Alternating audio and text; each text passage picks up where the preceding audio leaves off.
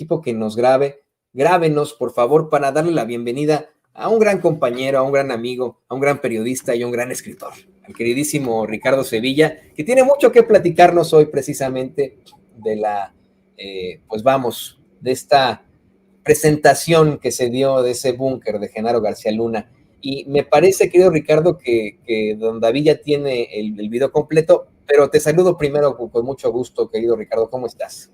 Estoy muy bien, muchísimas gracias, querido Toño, público memorioso. Pues aquí, como bien dice, sin los grandes aparatos, que ni los queremos ni los necesitamos, porque lo único que queremos es que la gente vea, que esté informada con datos duros. Eso es lo más relevante. Nosotros no andamos buscando maiceo, no andamos buscando otra cosa que no sea la información. El tipo de periodismo que nosotros practicamos es un periodismo cercano a la gente. A nosotros sí nos va a encontrar en la calle, a nosotros sí nos va a ubicar perfectamente conversando con usted.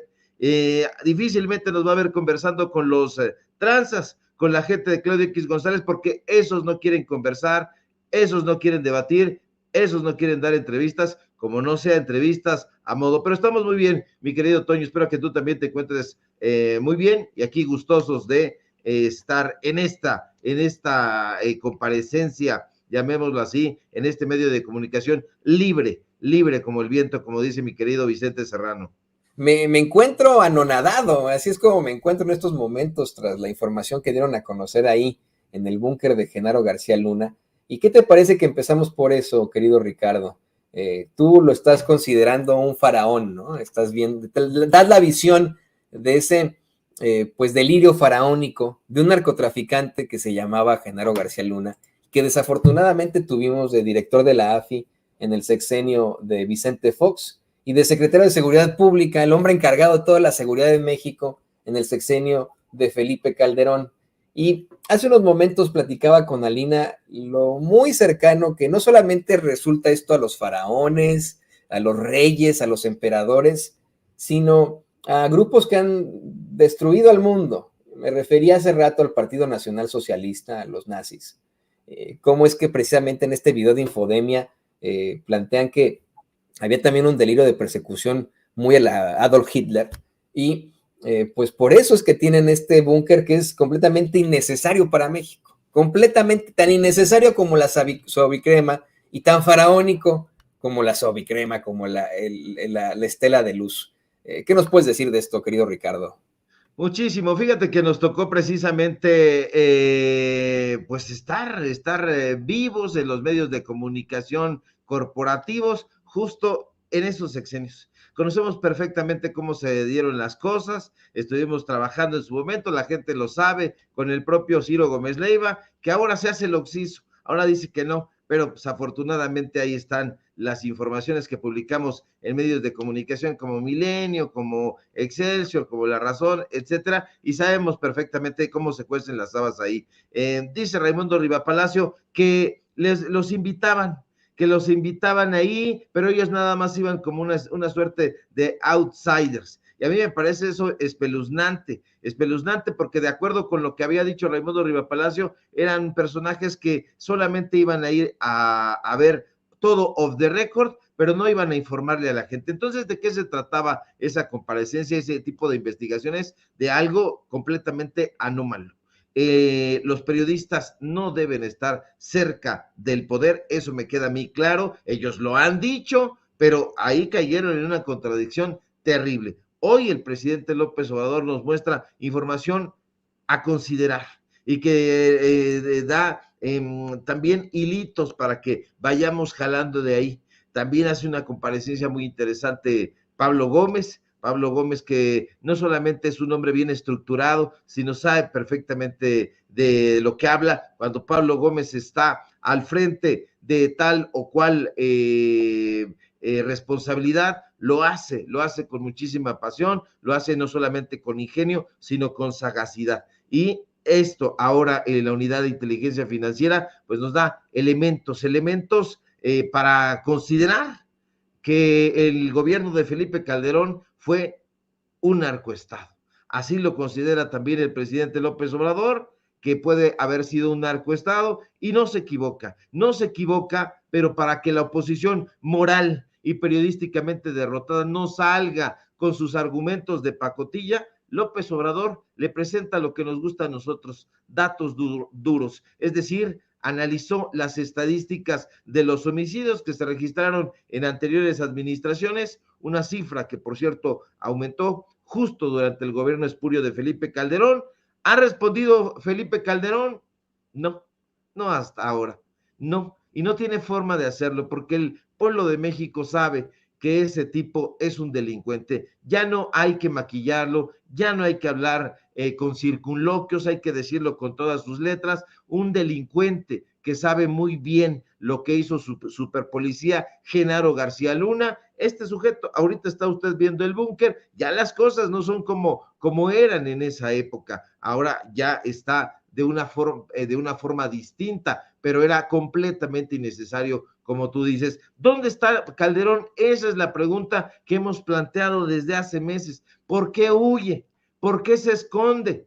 Pues no tendremos respuesta a eso, y eso es lo risible, eso es lo absurdo, lo que contradice todo este discurso barato de los amigos de Calderón, de que fue un buen gobernante, pero déjeme decirle que todavía desafortunadamente hay desinformados que me han dicho incluso, oye Sevilla, ¿no crees que López Obrador se está manchando con Calderón? Así, hubo quien me lo planteó y yo les respondo a quienes piensen así, no, ¿qué va a mancharse? Aquí el único que se manchó y se manchó de sangre fue este miserable genocida. Sí, un genocida, que no se nos olviden los miles de muertos que arrojó su falsa y miserable guerra contra el narcotráfico. ¿No dicen que el que nada debe, nada teme? Y entonces, ¿por qué no regresa a México Felipe Calderón? Hoy el presidente López Obrador dijo que no hay ninguna investigación contra Calderón y aún así el tipo no se atreve a dar la cara. No nos sorprende que este sujeto se haya hecho el oxiso, no, de ninguna manera. Tampoco nos sorprende que, pues, no se haya dado cuenta de que Genaro García Luna estaba haciendo de las suyas. Ya ven que dice que es medio pasguatón, a lo mejor en una de esas estaba completamente ebrio como una cuba y no se percataba, pero eso es más que improbable. Lo que sí me sorprende, te debo confesar, querido Toño, es ver cómo estos periodistas, o periodistas entre comillas, históricamente chayoteros, se han hecho de la vista gorda. Lo que me sorprende muchísimo es su cinismo y su vileza. Pero lo que más me sorprende, asquea y hiela la sangre es ver cómo estos pseudo periodistas, estos pseudo intelectuales que en otro tiempo eran vistos como la máxima expresión de la veracidad, mienten e intentan lavarle la cara a un criminal como García Luna. Que Ciro Gómez Leiva visitó este lugar que usted está viendo en su pantalla, que fue a ver a García Luna al famoso búnker, es un hecho indiscutible. Que Carlos Loret de Mola, Joaquín López Dóriga, Carlos Marín también visitaron al superpolicía de Calderón en el búnker, eso es un hecho que ellos mismos han aceptado. Y aunque no lo aceptaran, ahí están las imágenes. Lo que indigna es que no lo reconozcan. Lo que enfada es que tengan la cara dura de decir que lo visitaron por chamba. Lo que deja al descubierto sus enjuagues es que un tipo tan execrable, por ejemplo, como Raimundo Rivapalacio, salga a decir, como lo ha dicho en varias ocasiones, que el búnker de constituyentes es una figura utilizada por López Obrador para denostar a periodistas y generar una campaña para que se les vuelva a estigmatizar. Usted sabe que yo, aunque soy vehemente, pocas veces cedo a la injuria gratuita, pero ahora sí, le digo a Rivapalacio y a todos esos chayoteros, ya, no la chinguen. Está comprobado que recibían muchísima lana del gobierno Calderón y eran amiguis de García Luna. ¿Por qué carajo no lo aceptan? ¿Por qué no hacen una mea culpa y se alejan de tanta chingadera?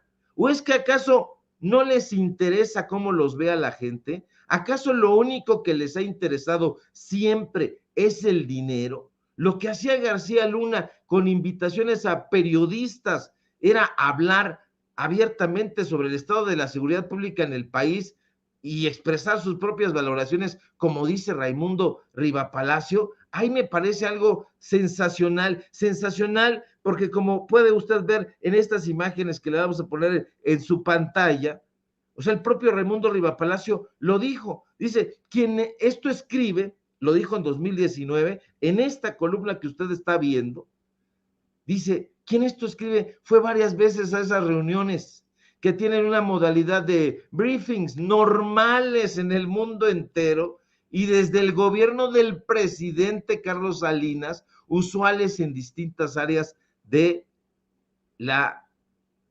administración. A mí eso no me parece absolutamente normal. Ahora, hay una parte en ese texto, que es otra de las imágenes que nos pueden mostrar ahí nuestro querido David, es una parte donde dice que este sujeto estuvo presente, fíjate nada más, Toño, cuando sucedió el accidente fatal del exsecretario de Gobernación, José Francisco Blake. ¿Se acuerda usted de Blake Mora? Pues resulta que ahí estaba Raimundo Rivapalacio.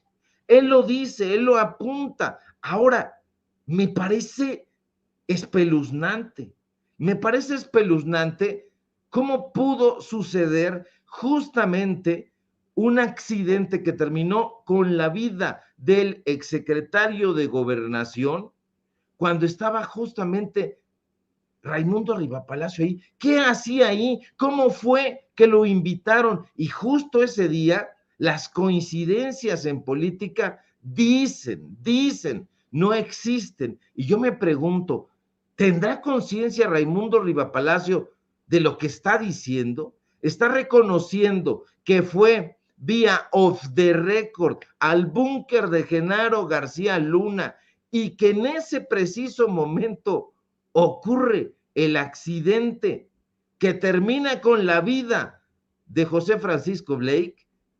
Eso es lo que está diciendo, es terrible. Dice eso y dice más. Hay otra parte que quisiera que se la pusiéramos también a la gente, porque lo dice con todas sus letras, Toño.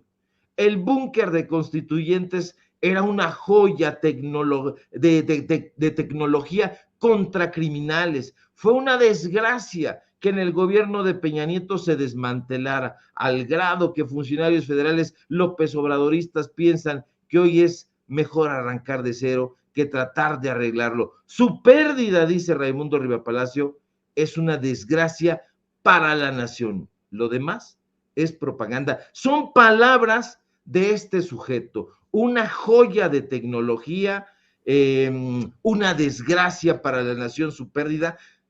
Este tipo de cosas son las que nos hielan la sangre. Este tipo de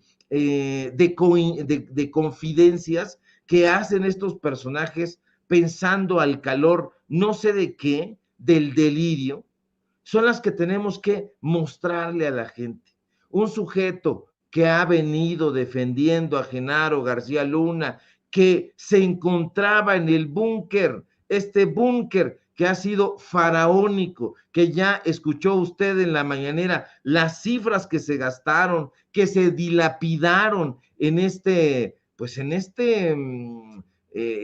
sitio que estaba además construido con varios pisos hacia abajo y donde se sabía que entraba, de acuerdo con varios testimonios, gente, funcionarios de alto nivel, empresarios, el propio Raimundo Rivapalacio dice que ahí llegó a entrar Carlos Slim, lo dice él. Entonces, ¿qué es lo que está sucediendo? ¿Qué es lo que estamos viendo? Estamos viendo la desarticulación de un cártel criminal que estaba operando no con la anuencia del gobierno federal, sino desde el gobierno federal.